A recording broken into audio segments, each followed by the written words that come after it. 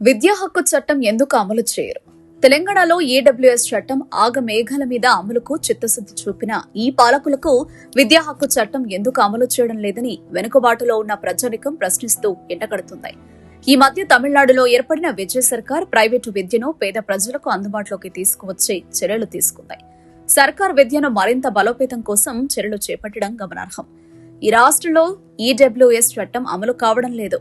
విద్యా హక్కు చట్టం right of children to free and compulsory education act 2009 భారతదేశంలో 6 నుండి 14 సంవత్సరాల మధ్య ఉన్న ప్రతి పిల్లవాడికి ఉచిత తప్పనిసరి విద్యను హామీ ఇస్తుంది. ఇది కాన్స్టిట్యూషన్ ఆఫ్ ఇండియాలోని ఆర్టికల్ 21A అమలు చేస్తుంది. ముఖ్య లక్షణాలు: ఉచిత తప్పనిసరి విద్య. 6 నుంచి 14 ఏళ్ల పిల్లలకు ప్రభుత్వ బాధ్యతగా ఉచిత విద్య అందించాలి. అందరికీ సమాన హక్కు. కులం, మతం, లింగం, ఆర్థిక స్థితి ఆధారంగా వివక్ష నిషేధం. 25% రిజర్వేషన్. ప్రైవేటు పాఠశాలల్లో బలహీన వర్గాల పిల్లలకు 25% సీట్లు కేటాయింపు. డొనేషన్లు నిషేధం. అడ్మిషన్ల కోసం క్యాపిటేషన్ ఫీజులు లేదా టెస్టులు చేయరాదు. పాఠశాల ప్రమాణాలు: భవనాలు, ఉపాధ్యాయులు, విద్యార్థి ఉపాధ్యాయ నిష్పత్తి వంటి ప్రమాణాలు నిర్దేశం. No detention policy.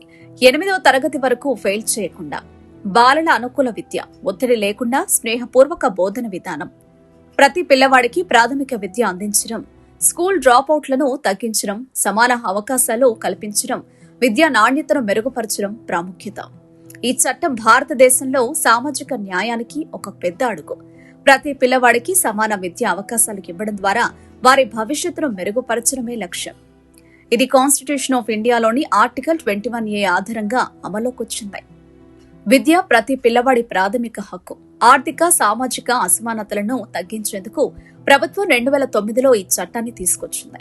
2010 ఏప్రిల్ 1 నుండి అమల్లోకొచ్చింది. చట్టం ముఖ్య ఉద్దేశాలు: ప్రతి పిల్లవాడికి ప్రాథమిక విద్య హామీ, పాఠశాలలకు సమాన ప్రవేశం, డ్రాపౌట్ రేటును తగ్గించడం, విద్యా నాణ్యతను మెరుగుపరచడం, సమానత్వం, సామాజిక న్యాయం సాధించడం. ముఖ్య నిబంధనలు: ఉచిత తప్పనిసరి విద్య. 6 నుండి 14 ఏళ్ల పిల్లలకు ప్రభుత్వం ఉచిత విద్య అందించాలి. ఫీజులు, పుస్తకాలు, యూనిఫామ్ వంటి ఖర్చులు భరించాలి. సమాన హక్కు. కులం, మతం, లింగం, ఆర్థిక స్థితి ఆధారంగా వివక్ష నిషేధం. 25% రిజర్వేషన్. ప్రైవేటు పాఠశాలల్లో బలహీన వర్గాల పిల్లలకు 25% సీట్లు కేటాయింపు. డొనేషన్లు, స్క్రీనింగ్ నిషేధం. అడ్మిషన్ కోసం డొనేషన్లు, పరీక్షలు నిషేధం. పాఠశాల ప్రమాణాలు: తగిన క్లాస్ రూమ్స్, తాగునీరు, టాయిలెట్లు, ఉపాధ్యాయుల అర్హతలు, విద్యార్థి ఉపాధ్యాయ నిష్పత్తి. No detention policy. 8వ తరగతి వరకు విద్యార్థులను ఫెయిల్ చేయకుండా ముందుకు పంపడం. పిల్లల హక్కులు: శారీరక శిక్ష నిషేధం, మానసిక వేధింపుల నిషేధం, స్నేహపూర్వక బోధన విధానం. అమలు విధానం: కేంద్ర రాష్ట్ర ప్రభుత్వాల సంయుక్త బాధ్యత.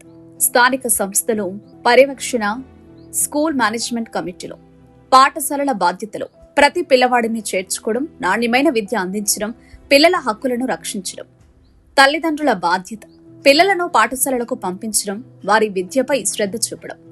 ప్రయోజనాలు: విద్య అందరికీ చేరువైంది. బాల కార్మికత్వం తగ్గించే అవకాశం, సమాన అవకాశాలు పెరిగాయి. గ్రామీణ ప్రాంతాల్లో విద్యాభివృద్ధి. సవాళ్లు, లోపాలు: కొన్ని ప్రాంతాల్లో పాఠశాల సౌకర్యాల లోపం, ఉపాధ్యాయుల కొరత, 25% రిజర్వేషన్ అమల్లో సమస్యలు, విద్యా నాణ్యతలో అసమానత.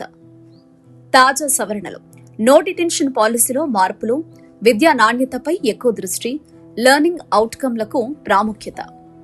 ఆర్టీఈ చట్టం భారతదేశంలో విద్యా రంగంలో ఒక కీలక మైలురాయి.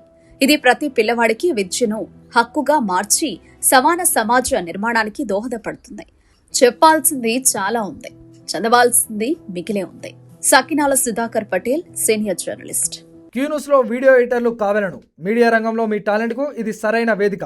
3 నుండి 4 సంవత్సరాల ఎక్స్పీరియన్స్ ఉండి Photoshop, Premiere Pro, After Effects లో నైపుణ్యం ఉన్నవారు కావాలను. ఫ్రెషర్స్ కూడా అవకాశాలున్నాయి. ఆసక్తి ఉన్నవారు వెంటనే సంప్రదించండి. 8143001981.